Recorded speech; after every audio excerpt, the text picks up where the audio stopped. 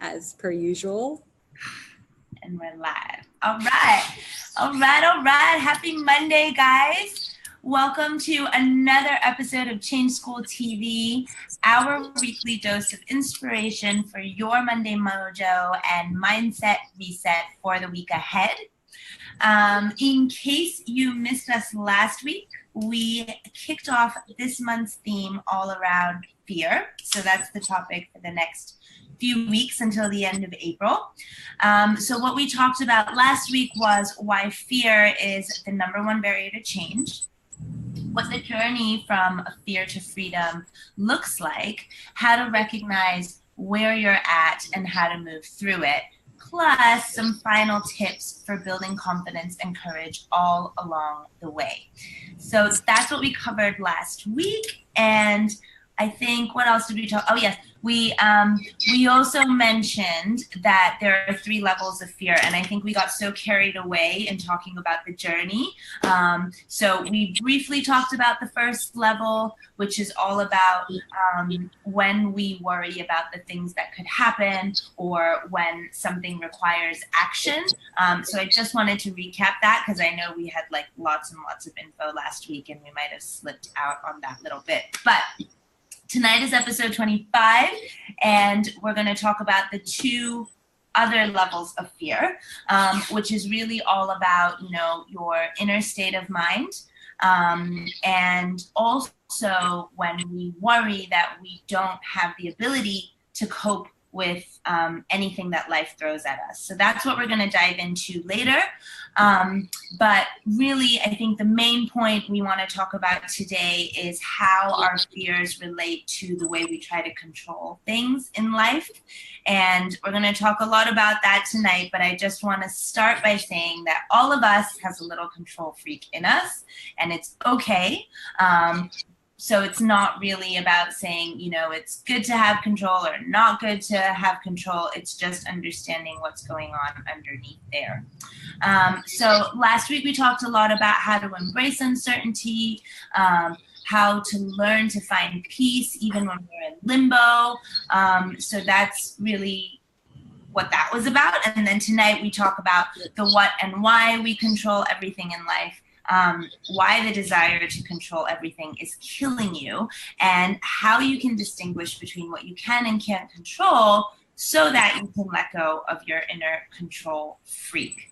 So I know we're about to get started. Grace is giving the grin like she's all set with her phone over there. I'm going to try something new, though, as well, because I can't see live everything's on my phone. There's always a little delay. So I'm going to try and see. Of your inner control freak.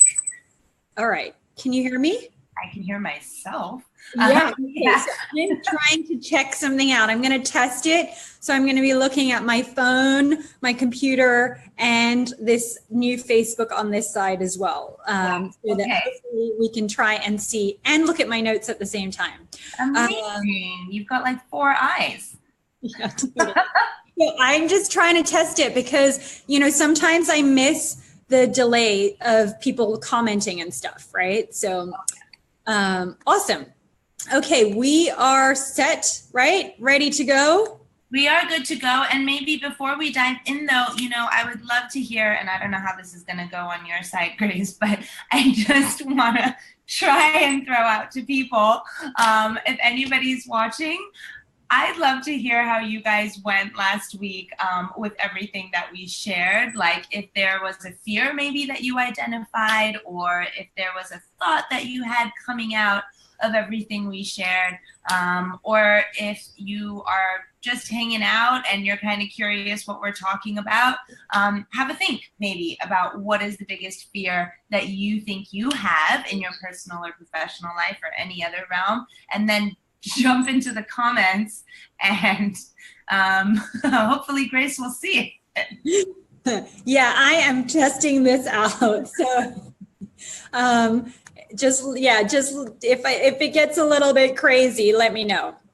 Okay. All right, cool. So yeah, as Sol said, just give us, some love as we go through today's session. But Okay, let's go on to what and why we try to control everything in life. And as Sol mentioned, we all have a little bit of a control freak within us. And, you know, I definitely own up to being a control freak in some shape or form in some aspects of my life. So actually, you know, for a lot of us, when we're trying to control everything, it's in a way trying to manage fears. And we think that we're managing things effectively, but in actual fact, you know, we're not. And it really becomes, you know, a point for us to reflect on and to start really looking at the fact that we can't control everything. And, you know, we also need to realize that we don't really need to control everything, right? There are some things we need to just let go. We need to be able to manage our fears, but we also need to be able to manage the situations. And if we start trying to control things too much, what we end up doing is actually attracting more fear, right? So I think last week we said, last week we were talking more about as everything Sol mentioned, right? The barriers and the journey and all of that sort of stuff. So, you know, when we're talking about today's episode, just think about, if you watched last week's episode, how you've changed maybe in the last week at looking at fear, right? And have you taken any small steps to start releasing some of that fear that you have in there? Right? So why do we like control? Well, we love control because it makes us feel secure, right? We love control because we think we can figure out what the outcomes of every situation is going to be, right? We can be certain. We have certainty. People don't like uncertainty. And having that control or feeling like we're in control of a situation allows us to feel like there's a certain outcome that we're going to get. And it's actually not true, right? So this life is completely unpredictable. There's so many things that can happen. And of course, we want to set the intention out there for the things that we want to vision, the things that we want to have in our life. You know, we want to control that and our mindset, but we can't control actual situations in turning them into a specific type of outcome unless you're speaking to someone and it's more the way that you're acting or reacting to certain things, sure. So it comes down to like controlling our behavior, right? And really, I guess, looking at the way that we're acting or reacting to things, how people feel, how you treat people, right? Or how you make people feel. Those are things that we can control. Okay, so some other examples of things that I guess we can't control necessarily, right, is a specific timeline or a specific outcome, you know, that perhaps is in the hands of someone else, right? But if it's in our hands, then for sure, there's certain times that we can control that outcome by pushing or asking for certain things to be done at a certain time, right? So if you're at work, you might require certain things to be done by a certain time. We can ask, but we can't necessarily control the person to give us that project or those slides or all of those sort of things at the time that we want it, right? We would love to. And sometimes when you're managing teams or when you're working with teams, it's really hard to control everyone on your organization. And that's why getting people aligned on values, on company culture and all of that sort of stuff becomes even more integral. Right? We can't control people's opinions of us.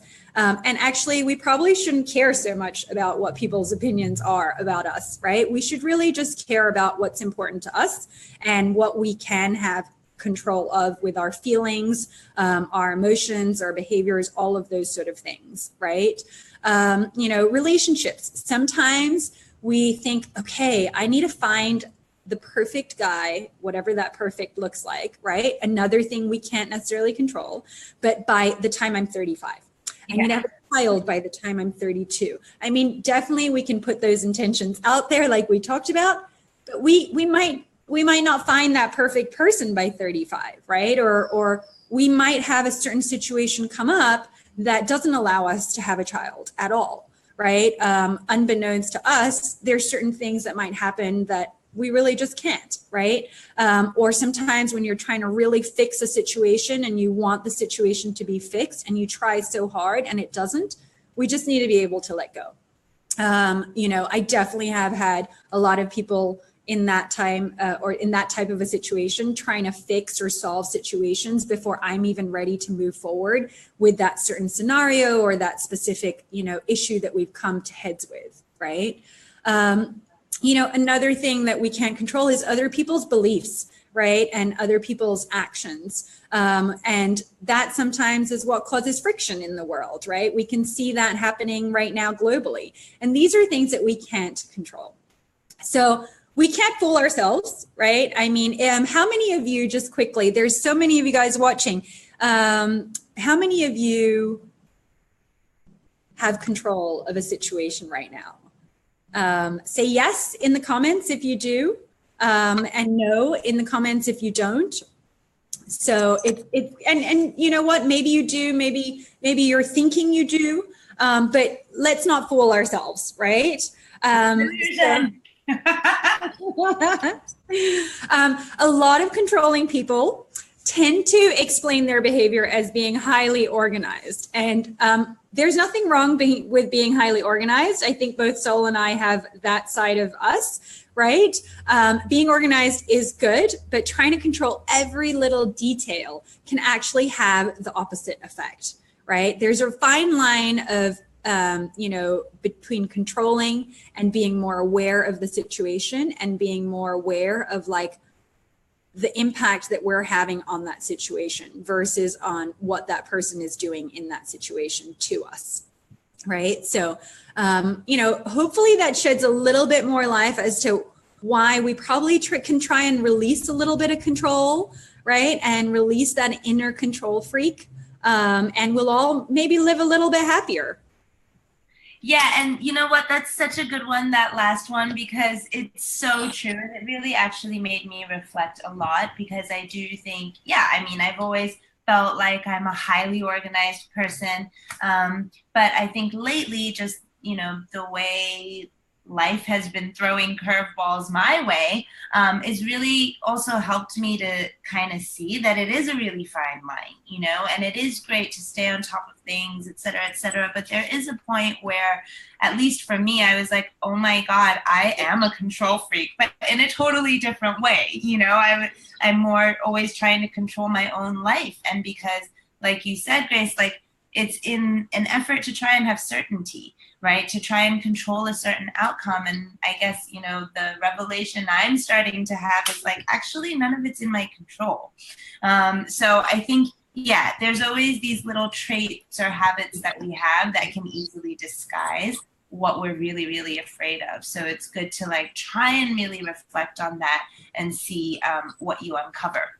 But okay, I'm going to share 7 reasons why the need to control everything is killing you. I've got a lot, but I will try and keep them short and sweet. So number 1 has to do with your emotional instability. So like Grace said, life is a total roller coaster. And to my point earlier around the second level of fear, which has to do with your inner state of mind, this is where fear isn't necessarily about an event that happens or a situation that happens. It's more about our own self-doubt. And when we are unsure of our own self-worth or our own abilities to handle tough situations in life. So if we rely on this false idea of having control in order to feel good or to feel happy, then that means that, as life sort of has its ups and downs, our emotional state is always tied to those ups and downs. And then we end up in this sort of emotional flux, right? So part of the freedom that comes with letting go of your fear is not having to be stuck in that roller coaster, right? And trying to find a sort of, not monotonous, not fully balanced, like we are humans, we have feelings, but it's just knowing that there will be highs, there will be lows. And rather than, allowing ourselves to feel really elated when things are great and then feel really shit when things are bad, how do we kind of find a middle ground, right? No matter what's happening in our lives. So that's reason number 1, emotional instability. So the sooner you can let go of control, the more emotional stability you can have. Reason number 2 has to do with overcompensation, which I think is a habit that a lot of us sometimes have. And it relates to the 3rd level of fear, which is when we believe that, when life throws us lemons, we can't make lemonade. That's what that's all about. So, you know, this kind of really deep-seated fear is really, really good at disguising itself in a lot of different things. For example, denial. So sometimes we just deny that a problem exists because it's so much easier to just not think about it. Or we procrastinate, right? We kind of put it off because we don't want to deal with it. And in a way, by leaving things last minute or just scrambling at the end, we're kind of absolving ourselves of responsibility, right? We're like, oh, well, you know, not my fault. It just happened at the last minute. So procrastination is usually something definitely worth digging a little deeper into. Other times we overcompensate with our egos. So, you know, whether that shows up as being arrogant or whether it's how we talk down to somebody else or whether we like to act as though we're Mr. or Miss Know-it-all with all the answers and I never need help, or being excessively stubborn or, you know, like we've been talking about, trying to control every situation or every person around us, right? That kind of overcompensating behavior, if that's the word, is one, really exhausting for you, and two, for everybody else, it's super overbearing, and honestly, it's just downright annoying. So, I mean, really kind of think about those habits or behaviors and, you know, again, dig a little bit deeper to go, okay, why am I reacting this way? Or why am I behaving this way? Or why am I sort of, you know, putting all my needs to control or to know everything or to whatever your X is onto other people, right? Because sometimes it's just like easier to push it on somebody else, right? So that's reason number 2, overcompensating. Reason number 3 is about relatability. And this is kind of tied into the point I just talked about. But, you know, when we allow ourselves to believe that appearing to be unbreakable or, you know, or that we don't have anything that we're afraid of means that we're then better or stronger, that's like a big mistake because it actually takes bravery and it takes a lot of self-security to be able to say, I don't know, or this isn't working, or I need help, or can you show me how? And it also allows people to connect with you on a much more real level. Because, you know, if you're so perfect and everything's in control, others may feel intimidated or unappreciated, or they might just feel over it and feel like they can't then connect with you to say, I'm stuck, I need help, or I don't know how. So, you know, something that I think has come up in my yoga class a lot, which I want to share because I tend to connect my yoga practice with my life a lot, is one of my teachers always says, he's like, take your yoga practice very seriously, but don't take yourself so seriously. And I love it because it's such a reminder. And usually I'm trying to do a pose and I'm frowning and I'm really serious. And as soon as he says that, I'm like, oh yeah, you know, why am I taking myself so seriously? It's okay. So it's a similar kind of analogy, you know, like, yes, take life very seriously, but you don't have to take yourself so seriously that, you know, you're not able to kind of just let go of things or be able to say, I'm not sure, or just get comfortable with not knowing what's going to happen next and just accept that you're practicing life like everybody else. So I don't know what number. Number 4, insecurities, right? So sometimes we get so caught up in proving ourselves to the world and projecting a certain image that we actually forget to work on ourselves, you know, and that I think is why fear is this topic that a lot of people don't talk about. And it's why a lot of people aren't aware of it because we brush it off and we're so quick to be like, oh, that's not me, or that's not something I'm dealing with, just because we're not aware of it. So, you know, just hopefully this whole month of fears that we're going to be talking about will really help to scratch that surface and maybe make you just take a moment to reflect and think about it. You don't have to tell anybody if you don't want to, but hopefully you can arrive at or uncover some new truths and more self-awareness for yourself. Another reason is stress. So it is actually really stressful to always try and be in control. It sucks your time, it sucks your energy, it sucks your thinking. And all of that you could actually be investing somewhere else that would be much more constructive and productive. So when we try to know and control everything, it really puts a lot of pressure on you. And that's why we always talk about how letting go of all your fears will actually make you more free. And I think there's only two more. So second to last one is it's really ineffective. I think a really great quote, I hope I can quote it properly, is that the more you worry about your fears, I'm paraphrasing, the more that you worry about your fears, the more your fears start to control you. And it's kind of an interesting one. But if you really think about it, like when's the last time you were stressing about like your finances, or you were stressing about your relationship, or you were stressing about this horrible thing that you were so sure was going to happen at work and didn't, right? Or if it did, it turned out even worse because you just stressed about it so much that you practically like invited that bad thing to happen into your life, which is what happens so often. So oh, here's the quote. I found it. The more you try to control something, the more it controls you. That's what it is. So have a think about that. Really think about what is something you've been trying to control in your life, and what has been the result, or what has been the impact. And you might just find that the more you've tried to control it, the more it's actually become a bigger issue in your life or in your work.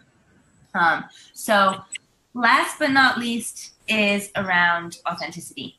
And I think this is sort of the final bit I really want to talk about when it comes to fear, control, and certainty, is like all of these things really assume that there is a right or wrong way of doing things, or that there's a right way to see the world and there's a wrong way to see the world, or there's a right way to make things happen and get things done and there's a wrong way, you know? And I think if we're so black and white in our thinking, then one is, yes, it does trigger fear. Two, it does trigger us to try and control things all the time, when in fact, true freedom really comes from being able to say that I believe there's no final answer. There's no one way. There's no rule that I have to follow.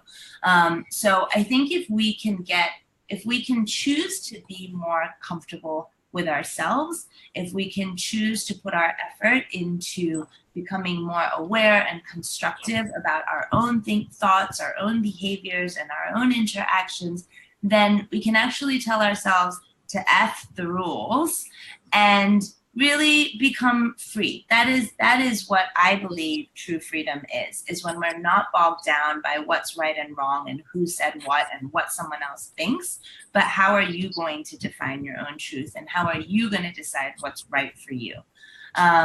So that's it from me. So Grace is going to tell us how to let go of your inner control freak. 7 tips, right? Definitely. Yes, I am. And I think, those are such important things that Sol just shared. And I think, something with regards to the inauthenticity that a lot of people face is just because we're so caught up with how other people think about us. And it's really something that I try and, remind myself all the time. And sometimes it may hurt people around me. Or sometimes it may frustrate people around me. But, I was just thinking about a situation the other day where I was like, right, 5-6 years ago, when I was more in flow about certain things and I just kind of ran with things and took, I guess, a lean startup approach to my career, I was more fearless about a lot of things. And now, having less time with things because of my daughter, having more things to do. Sometimes my control freak comes out a lot more at this time. And I just need to remind myself that it's like, okay, go back to where you were who you were 5-6 years ago in that flow moment, and really try and just lead 100% or 150% with, every element that you want to be, or whoever it is that you are. And I think we talked about this last time, where it's like the multi-hyphenates, the multi-passionates, all of those sort of things, right?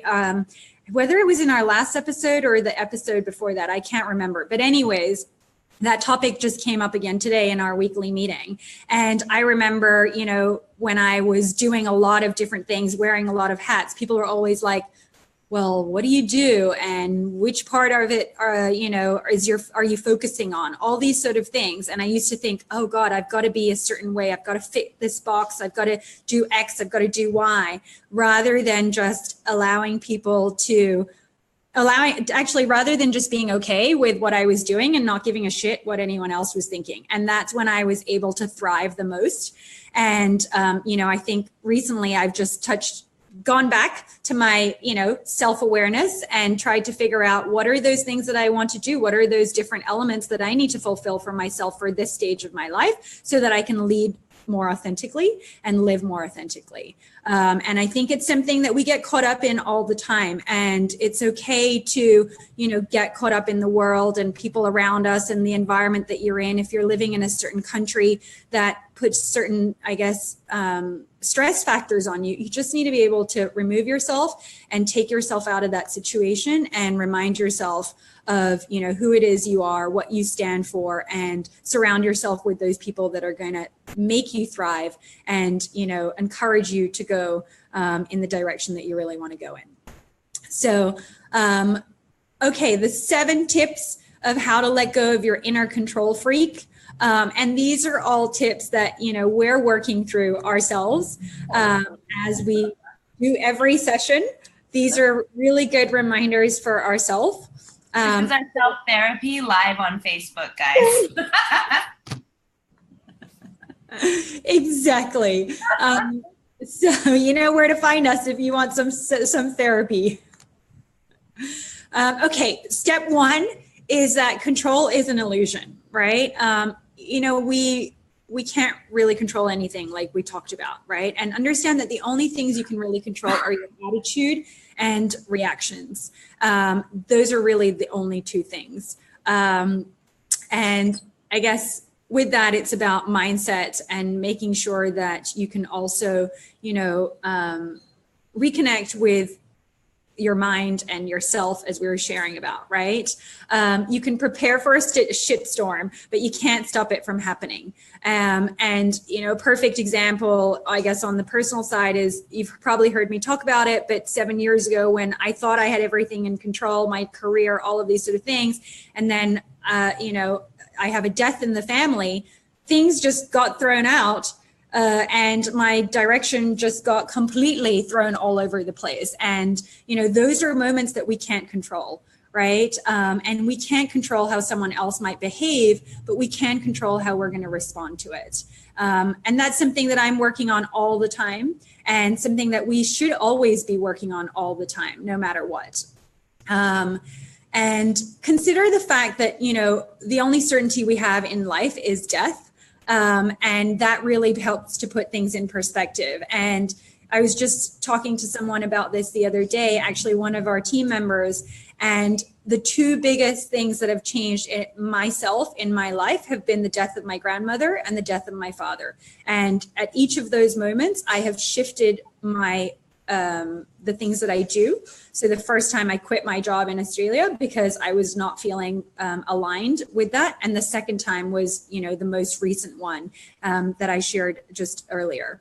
So really, it is these situations that tend to put things in perspective. And if you haven't seen our Change School or Change Cycle on our website, head on over there, because our Change Cycle was pretty much designed around the things that we can have somewhat control or choose the trajectories to go down, right? And then all of these life events that we cannot have control over, or that we won't know when it will happen, right? The second tip is to, oh yeah, go on. Sorry, I just want to add, because it's so funny, at the talk from last week, right? Someone had asked from the audience after I shared the story of how we set up the Change School, a really good question, which, you know, whoever's watching may be thinking as well. He was like, okay, it sounds like there's always some like really miserable, sad thing that has to happen before, you know, change can happen. And he's like, do we have to wait for that point?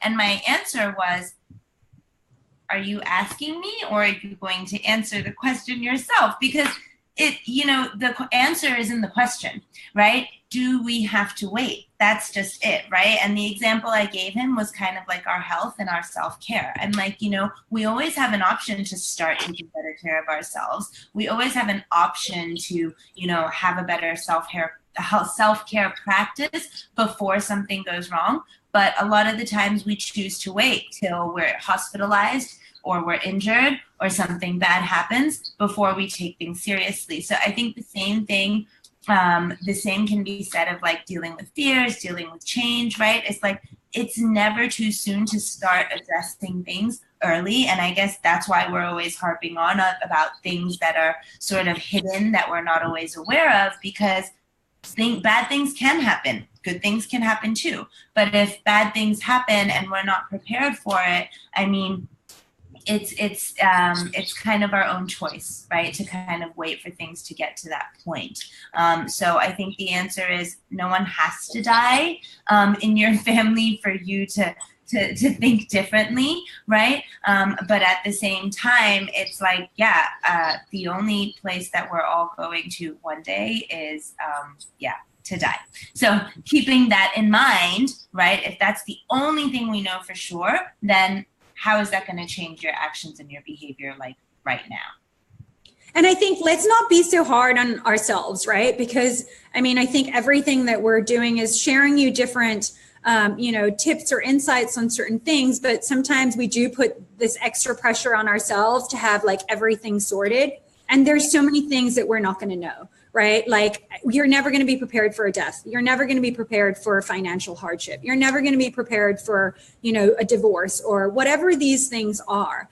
And sometimes, I guess that's where I sometimes have like, yin and yang, right? And one part is like, oh my God, I can control this side or I need to control this side. And then the other side of me is really like, you know what? Things will unfold in the way that they unfold. And I also think about it and it's like, there's times where you might not be ready to change, and that's okay. And don't feel that like, because you're not ready to change and you have so many things to work on, that you're not moving forward in life. You're just moving forward in your own pace and in your own time. And that's okay. I think that's something that we also put pressure on ourselves to be like, well, I need to be at this stage, or I need to have, a certain point of understanding of who I am, or whatever these things are, right? Those things you can throw out and just be like, what do I want to work on right now in this stage of my life? And that's a priority because I need to get to X, right? And from there, that's when you can start thinking about what is that fear that's holding you back in getting you to that one point, right? Or getting you one step closer, right? Because I think something we don't want to make you feel is that, hey, we're giving you all these things and, there's all this stuff that you need to think about and, shit, where do I start, right? But it's actually just being like, just be okay with where you are and accept that you are where you are, and certain things are going to happen because you may not have matured. I mean, I have certain things that I still need to work on and mature on and all those sort of things, but I'm okay with where I am right now. I'm okay with where it is that I want to go. And later on, I'm going to go through the things that I need to move through to get me to where I need to go, whether that's like building better relationships with certain people, whether it's like getting to a certain point in work, whether it's getting to a certain point of my own self-awareness or understanding, all of these certain things. So I think we just want to put that disclaimer. It's like, don't be so hard on yourself as well, right? Because a lot of people can listen to all of this stuff and go, oh my God, like I have so much work to do, right? So we just want to put that out there.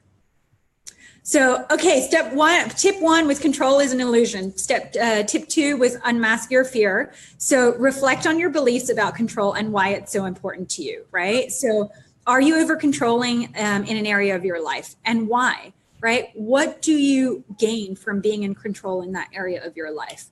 And why do you feel the need to control that area in your life? Think about those things. Okay, tip three is release and reframe your fear. And we've talked about reframing quite a bit, but think about how you can release or reframe your beliefs about control.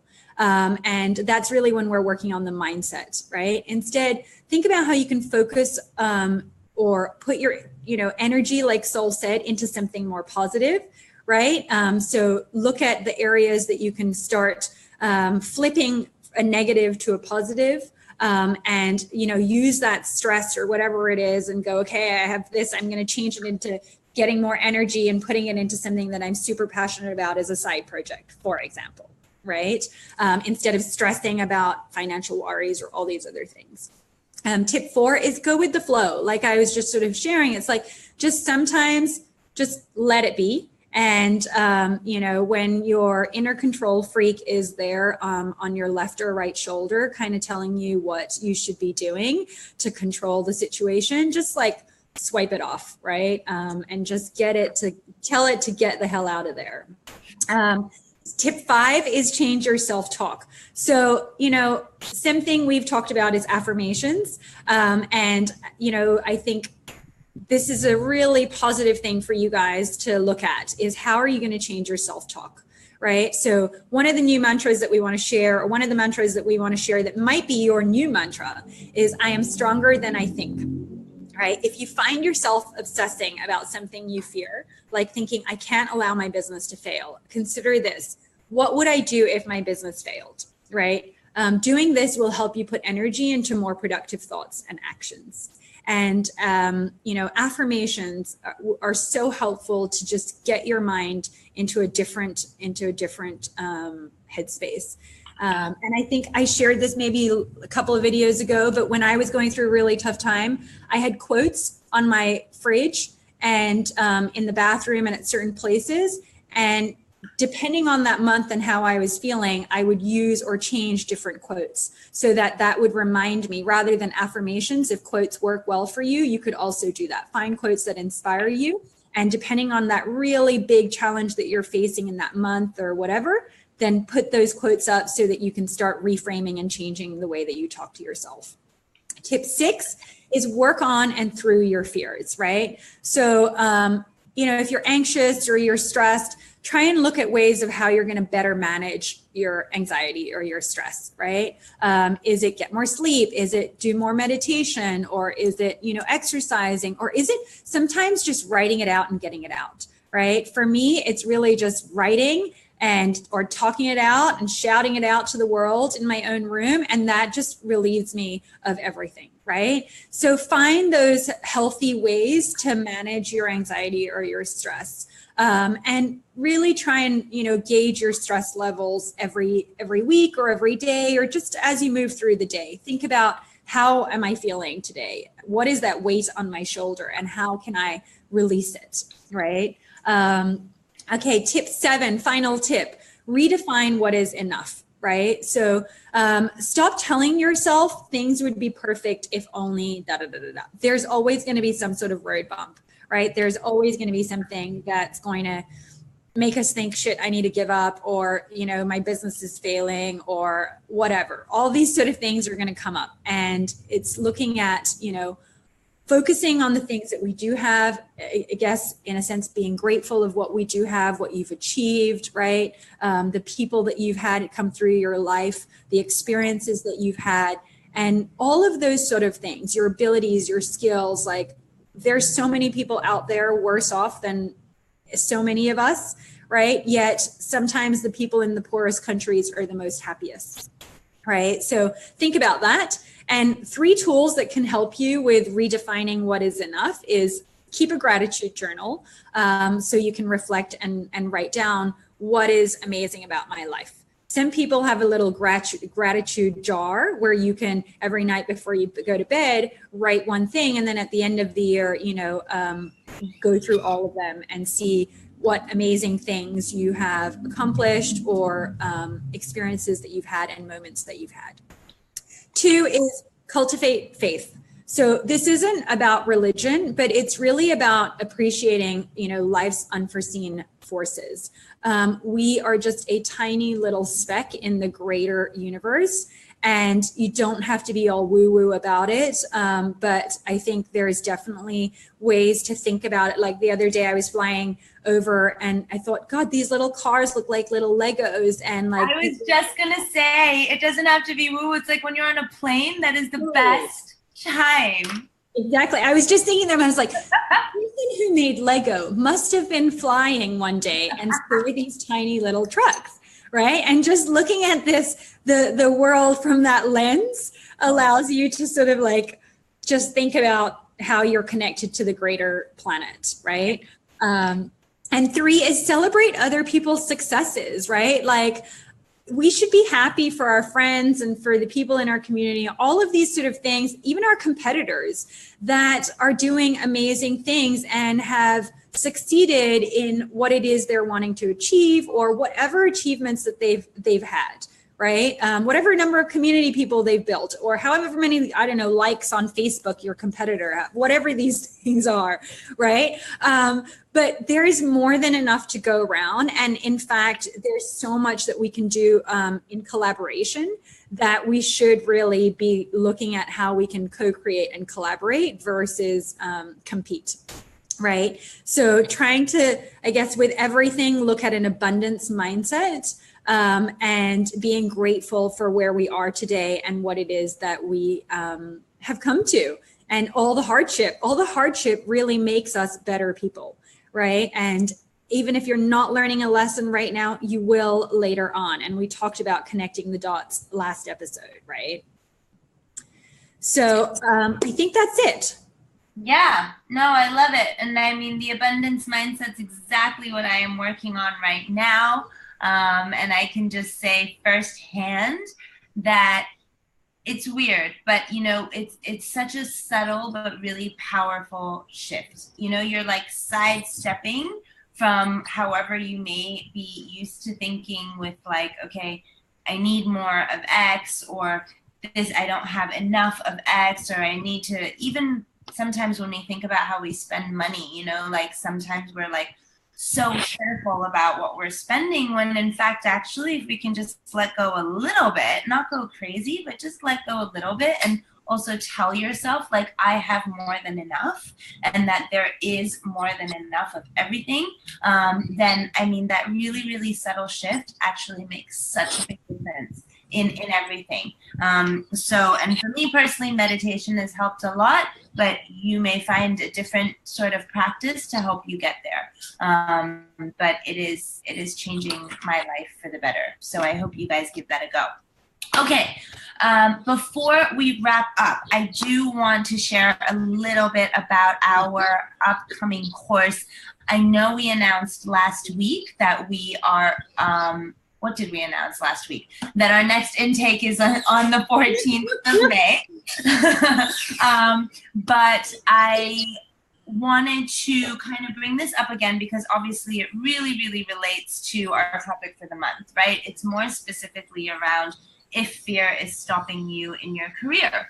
And maybe you're getting stuck in this fear and control cycle on the work front, which is really, really common. I know that both Grace and I have been there multiple points in our careers, and that's actually why we set up the Change School in the first place. So if this sounds like you, and it could be, you know, it could be that fear is either stopping you from taking a step forward, or maybe you're a control freak and, you know, you're so fixated on staying in the role that you're in or doing things as you have done, even if you've got this niggling feeling that you could be doing something else or you could be doing something more.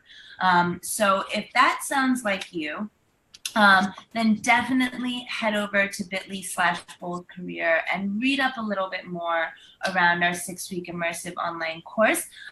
If you sign up your early interest there, there's no obligation if you just sign up for early interest right now.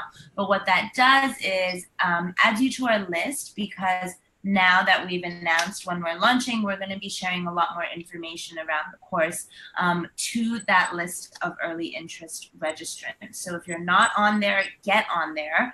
And just know that because spots are limited, and we're only going to be opening registrations for a very short period of time, even shorter than last time, actually, because we want people to get into action and to move quickly. And because your bold career, you know, it's not something to just faff about, guys. It's time to get moving.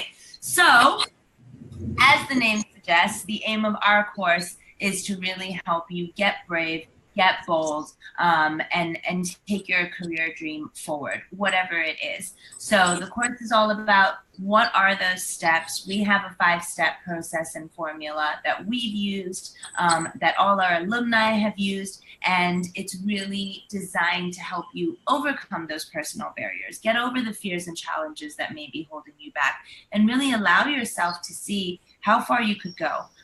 What is it you could do next? Who do you want to be? And it's a safe space for you to really, really not just dream about it, but put it into action. And that's why we love this course so much, because, I mean, if we hadn't started actioning what we had in our minds, then we never would have been able to move forward. And everybody goes through it, you know? So I think the key is just having that support system, having that guidance, and having people to cheer you on, to remind you to be confident, to be courageous, and to go and find that clarity. So we're gonna share much, much more. I'm not gonna dive into it here, but again, head over to bit.ly/boldcareer if you want to read more, if you want to get our email updates about it, and if you're really thinking about making a change and just feel that you're lacking the support you need to get there.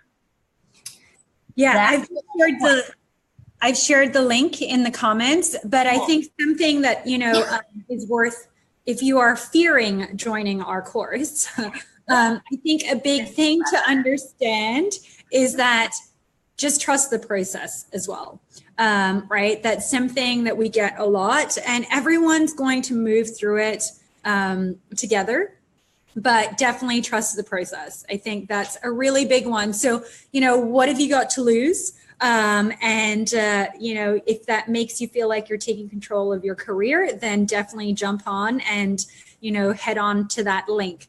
But next week, we've got a super exciting guest joining us. We're not going to share, but it's part of our Humans of Change series that we've restarted this month or last month. Last month, I think, with Stephanie, right? Yeah. Yeah. So it's part of our Humans of Change series. And that person is going to talk about, you know, their own personal journey and his, I guess, career, his engineering career, and how he shifted from that to more purposeful work by following his intuition and leaning into fear.